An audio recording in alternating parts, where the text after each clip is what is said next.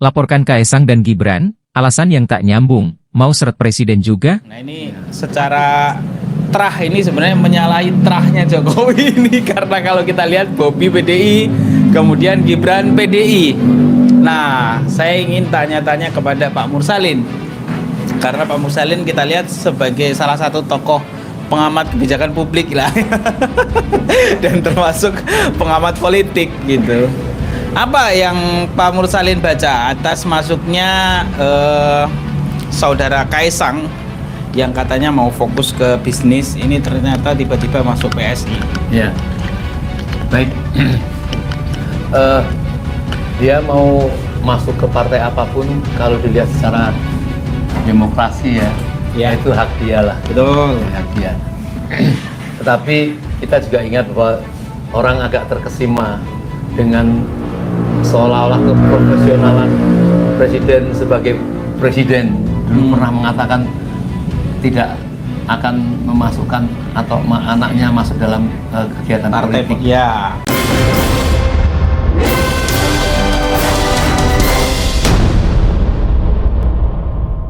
Aktivitas lapor-melapor yang mengarah ke beberapa tokoh politik tampaknya bisa menjadi indikasi kalau tahun politik sudah dimulai meski masih ada waktu 2 tahun lebih. Beberapa waktu lalu, beberapa pejabat seperti Erick Thohir, Luhut, Ganjar, Ahok, Airlangga Hartarto dan Anies dilaporkan ke KPK oleh Poros Nasional Pemberantasan Korupsi, PNPK.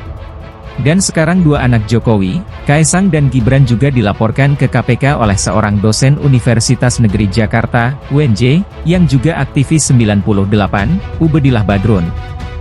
Gibran dan Kaesang dilaporkan terkait dugaan tindak pidana korupsi dan atau tindak pidana pencucian uang, TPPU, dan berkaitan dengan dugaan KKN. Ubedillah meminta KPK untuk memanggil Presiden Jokowi guna menjelaskan keterkaitan 2 anaknya dalam dugaan tersebut. Kami minta kepada KPK untuk menyelidiki dan meminta kepada KPK agar menjadi terang benderang dan bagaimana kemudian bila perlu Presiden dipanggil untuk menjelaskan posisi ini, kata Ubedillah. Apakah pembaca mencium bau politik dalam pelaporan ini? Apa urusannya Presiden pun minta dipanggil? Laporan ke KPK ini karena masalah relasi bisnis anak Presiden dengan grup bisnis yang diduga terlibat pembakaran hutan, PTSM yang sudah menjadi tersangka pembakaran hutan dan sudah dituntut oleh Kementerian Lingkungan Hidup dengan nilai 7,9 triliun rupiah tapi MA hanya mengabulkan tuntutan sebesar 78 miliar rupiah.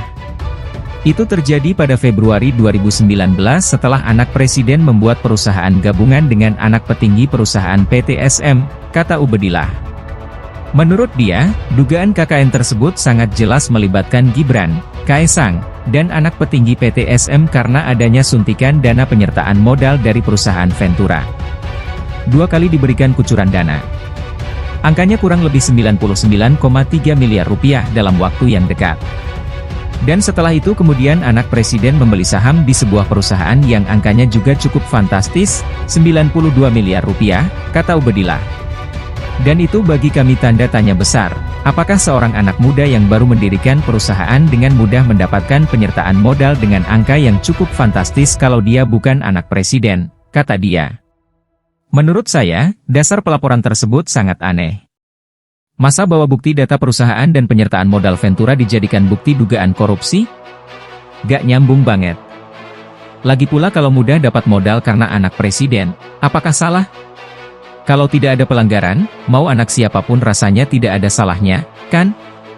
Kebetulan aja mereka anak Presiden, terkenal dan lebih dipermudah. Ibarat saya masuk ke bank, dilayani bersama dengan nasabah lain, lalu ada nasabah VIP yang diperlakukan lebih istimewa dari saya dan saya ngamuk dan menuding ada unsur KKN antara nasabah tersebut dan pihak bank. Masuk akal gak? Soal modal pembelian saham, ini sudah dijelaskan oleh Ade Armando. Bukan Kaesang yang beli, tapi perusahaan di mana Kaesang sebagai CEO dan co-founder. Modal didapat bukan dari kantong pribadi Kaesang, melainkan diperoleh melalui utang pada perusahaan private equity di Singapura bernama Walker Strategic Investment. Paham, gak? Jadi, kalau ada yang melaporkan Kaesang dan Gibran ke KPK, saya rasa salah alamat. Entah karena mau cari sensasi atau ada hal lain di balik itu. Pakai minta Presiden dipanggil pula. Saya rasa tidak ada salahnya kalau kita menduga ada permainan politik di balik ini. Maklum, ini sudah tahun 2022. Banyak yang mau cari perhatian. Diproses atau tidak, terbukti atau tidak, itu urusan belakangan. Yang penting laporkan dulu dan bikin persepsi publik sedari awal. Lagi pula orang ini dosen UNJ, kenapa tidak melihat yang paling dekat dulu, yaitu Formula E dan banyak kasus kelebihan bayar dari Gubernur DKI? Kenapa tidak laporkan ke KPK? Jauh amat lihat kesalahan orang lain padahal di wilayah sendiri banyak dugaan yang bisa dilaporkan juga. Tidak apa-apa sih laporkan siapapun. Itu hak warga negara. Hanya saja tolong, kalau nanti misalkan tak terbukti, dan dilaporkan balik, jangan marah apalagi play victim. Jangan kayak dua orang pengecut yang tuding Luhut tapi dilaporkan balik malah mewek dan play victim kayak orang munafik.